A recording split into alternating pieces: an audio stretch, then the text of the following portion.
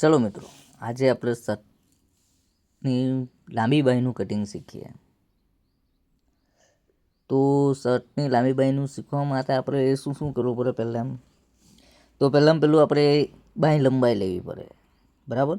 બીજું બાંય ગારો એટલે બાંય મુંડો બી કહી શકે. ત્રીજું કફ, બરાબર છે. બાંયની લંબાઈ 24 છે, બાંય ગારો 18 છે. આ રીતે આપણે પહેલું સાઈડ પર લખી લેવું પડે કે બાંય લંબાઈ કેટલી છે, બાંય ગારો કેટલો છે, કફ કેટલો છે. એટલે આપણે જોઈને એક બાજુ જોવું પડે છે ને કરતું રહેવું પડે. હવે આ ભાગને આપણે શું કર્યું? ઘરી કરી લીધું છે.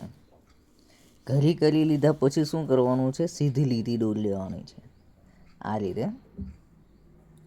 હવે શું કરવાનું છે? બાંય લંબાઈ કેટલી છે? 24 ઇંચ. તો આપણે કેટલું લેવાનું છે? 1 ઇંચ માઇનસ કરી લખવાનું, એટલે 23 ઇંચ લેવાનું છે. કેટલું? 23 ઇંચ. ને બે નિશાન પાડતા શીખવાનું, એટલે બાંય ક્રોસ ન થાય. હવે બાંય ઊંડાનું જે લેવાનું છે એટલે 3.5 ઇંચનું લેવાનું છે. કેટલું? 3.5 ઇંચનું. પછી બાંય ગારો છે એ કેટલું લેવું? બાંય ગારાનો બીજો ભાગ એટલે 18નો બીજો ભાગ કેટલો થાય? 9. 9નું પછી શું કરવાનું છે? મધ્ય લેવાનું છે. આજો આ રીતે મધ્ય, બરાબર છે. પછી શું કરવાનું છે? પછી સ્કેલ લેવાની છે અને આ રીતે સીધી સ્કેલ મારી દેવાની છે. પછી મધ્યમાં બી મારી દેવાની આ રીતે. પછી કફની જગ્યા પર પણ આ રીતે તમે આરામથી મારી શકો. બહુ સરસ અને આસાનીથી છે. મેં લખેલું પણ છે, એટલે કોઈને પણ ભૂલી જવાય કેવું નહીં. બીજા બધા ભાઈઓ બતાવે છે એ કેવી રીતના લખે નહીં ને ભૂલી જવાય, એટલે કેટલું આપણે લેવું એ ખબર નહીં. પહેલાં કફ છે, કફ કેટલાનો છે? 9. તો 9માં આપણે 2 ઇંચ ઉમેરીને લેવાનું છે. એટલા માટે 12.5 ઇંચ કરવું પડે કે જેનાથી કફ ક્રોસ ના થાય, બરાબર છે. કફનો બીજો ભાગ 3 ઇંચ લેવાનો છે, બરાબર. હવે છે સ્લીવ. મિત્રો તમે જોયું હશે, હંમેશા હાથ ઉપરથી જારો હોય છે અને નીચે પાતળો હોય છે.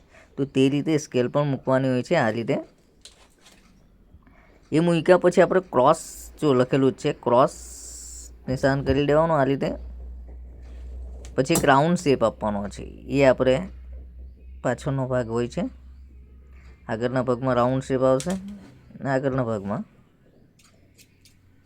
હવે ડાયરેક્ટ કટિંગ કરી દેવાનું છે.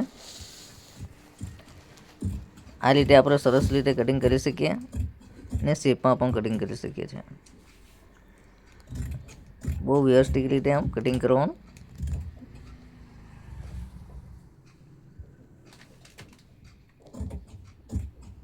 ઘરીવાળો ભાગ છે અને આ બાજુથી કટિંગ કરવાનું. એ ભૂલમાં કટિંગ ન થઈ જાય, ઘરી બાજુથી ખાસ ધ્યાન રાખવાનું. હવે આ કટિંગ સ્લીવનું થઈ ગયું છે. હવે મિત્રો આપણે આગળનો અને પાછળનો ભાગ જોવાનો. આગળનો ભાગમાં 1/2 ઇંચ રાઉન્ડ મારવાનો છે, એટલે એ આગળનો ભાગ કહેવામાં આવે છે. આ રીતે સરસ રીતે રાઉન્ડ મારી દેવો. પછી શું કરવાનું છે? આપણે કફમાં સ્લીવ પટ્ટી લગાવવાની હોય છે. સ્લીવ પટ્ટી એટલે ખબર છે ને, બરાબર છે. આ સ્લીવ પટ્ટીનું કટિંગ કર્યું, માર્કિંગ કરી લીધું. પછી મિત્રો અહીંથી કેટલાનું? 5 ઇંચનું લેવાનું છે. કેટલું? 5 ઇંચ નિશાન કરી લેવાનું આ રીતે ને સીધું કટિંગ કરવાનું. આ પાછળના ભાગ પર આવશે. આ રીતે ત્રિકોણમાં શેપ આપી દો વ્યવસ્થિત રીતે. આ ચોકરી મારી દેવાની. ચોકરી મારી એટલે ઊંધો ભાગ છે કહેવાય છે, કે આપણે ભૂલી નહીં જાય એક સરખા કાપડ હોય ત્યારે, યા કલરમાં હોય ત્યારે. તો મિત્રો સબસ્ક્રાઈબ કરજો, લાઈક કરજો. આભાર વ્યક્ત કરું છું તમારો. ખૂબ ખૂબ આભાર.